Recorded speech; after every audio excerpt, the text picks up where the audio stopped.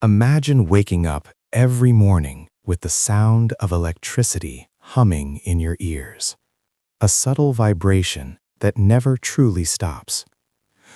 You walk into a crowded room, and before a single word is spoken, you feel a wave of grief that isn't yours, or a spike of anger that belongs to a stranger. This is not anxiety. This is not paranoia. This is the baseline reality of Life Path 11. In this video, I challenge the idea that you are merely sensitive or overthinking. Instead, I propose that you are functioning as a human lightning rod, grounding high-voltage energy that would shatter a normal vessel. But this capacity comes with a terrible price. If you do not learn to insulate your wires, you will burn out. We are going to trace the arc of the 11, the master number, from the confusion of childhood to the crisis of awakening. Because you were born with a specific mission, but the universe did not give you the manual. Therefore, you have likely spent years thinking you are broken, when in reality, you are simply uncalibrated. By the end of this journey, you will understand why the chaos follows you and how to finally turn the noise into a symphony. To understand the curse, we must look at the geometry of the number itself. You are not a 1, and you are not a 2. You are the 11. Visually, the number 11 represents two pillars standing side by side. In ancient esoteric traditions, these are the pillars of the temple, the gateway between the material world and the spiritual realm. This is your position in the universe. You are the bridge. Because you stand between these two worlds, you are never fully at home in either. The energy of the single one is independence, ego, and drive, but you have two of them, creating a mirror effect. This creates a constant internal dialogue, a duality that can feel like schizophrenia to the untrained mind. But this duality is necessary. Without the tension between these two pillars, the bridge would collapse. Therefore, the internal conflict you feel, the war between wanting to lead, the 1, and wanting to hide, the 2, is not a flaw. It is the architectural structure of your soul. However, standing in the doorway means you are constantly exposed to the drafts of the universe. You feel the cold wind of the spirit world while trying to pay your taxes in the material world. This creates a specific type of exhaustion that sleep cannot fix. Let's speak about the physical toll. Numerologists often call the 11 the psychic master, but rarely do they mention the electric nervous system. Because your spirit is designed to channel high-frequency information, your physical body is under constant stress. It is like trying to run a nuclear power plant's output through a household toaster. The wires fray. This is why so many Life Path 11s suffer from mysterious ailments, nervous tics, sudden migraines, or extreme fatigue. You absorb energy, but you don't always know how to discharge it. Therefore, you might find yourself needing excessive amounts of solitude just to feel normal. Society calls this introversion or antisocial behavior, but for you, it is survival. It is the cooling down period for your reactor. If you deny this need, if you try to keep up with the pacing of the 3s or the 5s, you risk a systemic crash. This physical sensitivity is the first warning sign of the master number. It is the body saying the voltage is too high. You must treat your body like a delicate instrument, not a beast of burden. If you ignore the trembling of your hands or the racing of your heart, the universe will force you to stop, often through illness. Go back to the beginning. The childhood of a Life Path 11 is almost never simple. You were likely the child who stared too long, who asked questions that made adults uncomfortable. You saw the cracks in the family facade before you could tie your shoes. Because the 11 enters the world with the gift of sight, you perceived the emotional truths of your parents, even when they lied to you. You felt their fear when they smiled. You felt their resentment when they hugged. This created a cognitive dissonance, a split between what you were told and what you knew. Therefore, many 11s learn to distrust their own intuition early on. You were told, "You're imagining things," or "Don't be so dramatic." To survive, you dimmed your light. You learned to shut the third eye. But closing that eye didn't stop the visions. It only turned them into nightmares. The alien child syndrome is the deep-seated belief that you were dropped off on the wrong planet. You looked at the other children playing and felt a pane of glass between you and them. This isolation was the crucible. It was necessary to separate you from the herd so you could develop the independence required for the master path.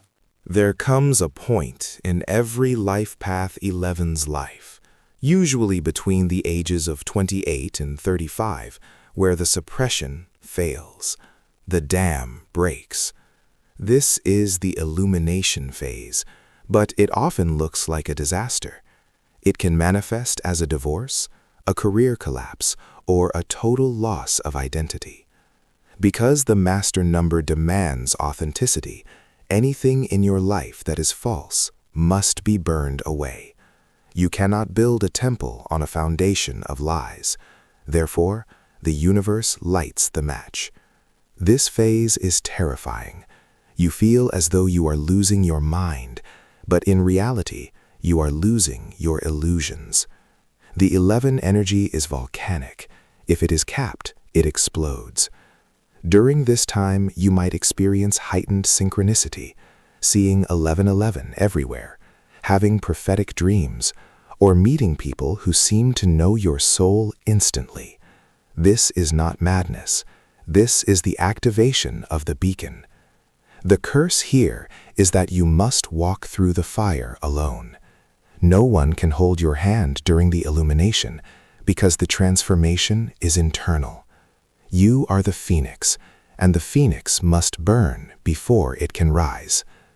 If you resist this phase, you trap yourself in the lower vibration of the number 2, timid, dependent, and fearful.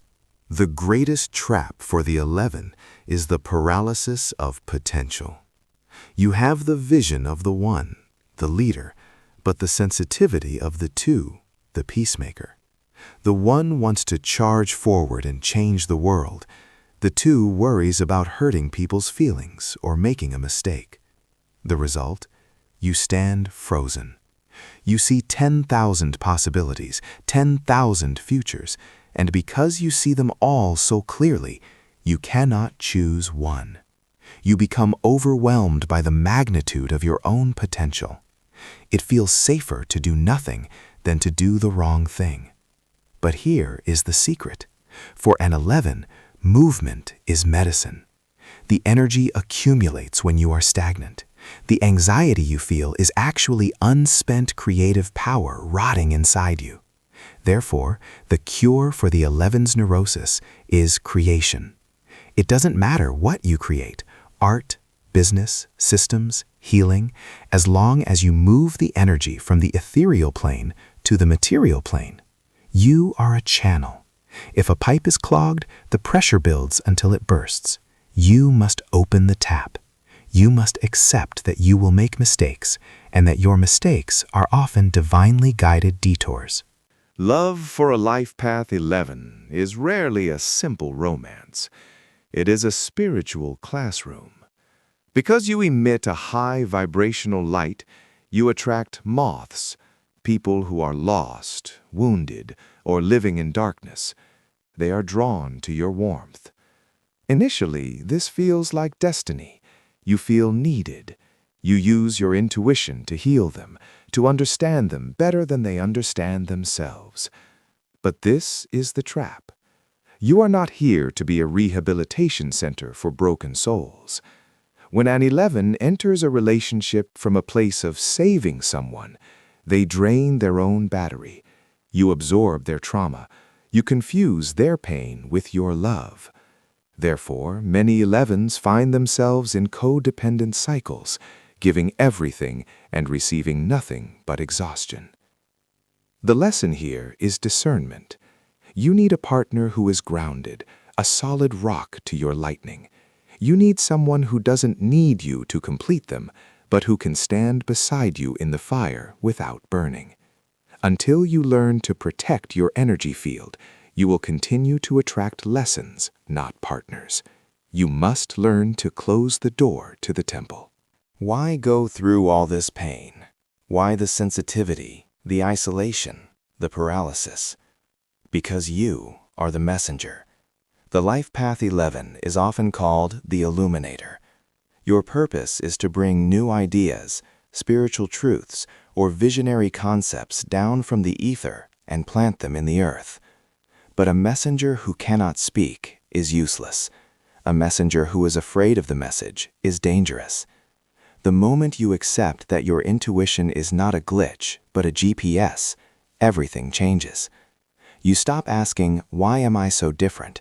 and start asking, "What am I meant to reveal?" When an 11 speaks their truth, whether through teaching, art, or leadership, people listen. There is a resonance in your voice that cuts through the noise. You have the ability to inspire others simply by being authentic. Your vulnerability is your greatest weapon. When you share your struggles, you give others permission to heal. The curse of feeling everything was simply the training ground to ensure you had enough empathy to deliver the message without judgment. We must address the shadow. If the 11 refuses the call, if they choose fear over faith, they do not just become normal, they invert. A shadow 11 can become manipulative, using their intuition to twist situations. They can become delusional, lost in conspiracy theories or spiritual bypass, detached from reality. Or, most commonly, they fall into deep, paralyzed depression. This is the danger of the master number.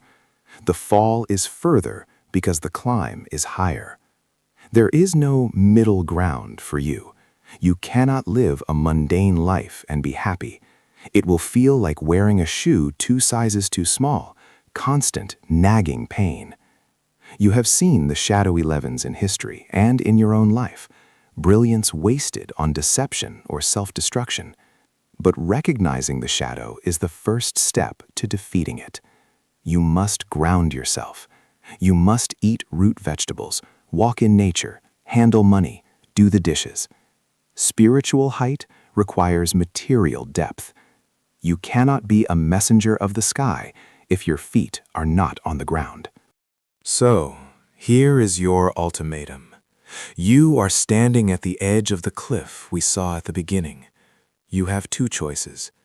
You can turn back, try to numb the sensitivity, try to fit into the box of the 2, and live a life of quiet desperation, always wondering, what if? Or you can let the lightning strike. You can accept that you are weird, intense, and electrically charged.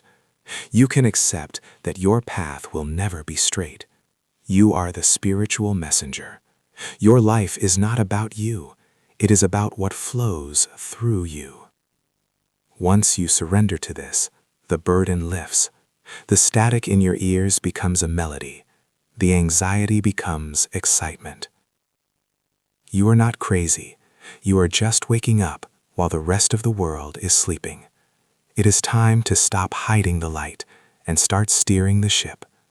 The world is getting darker, and it needs the illuminators now more than ever. The choice is yours. Will you burn out, or will you shine?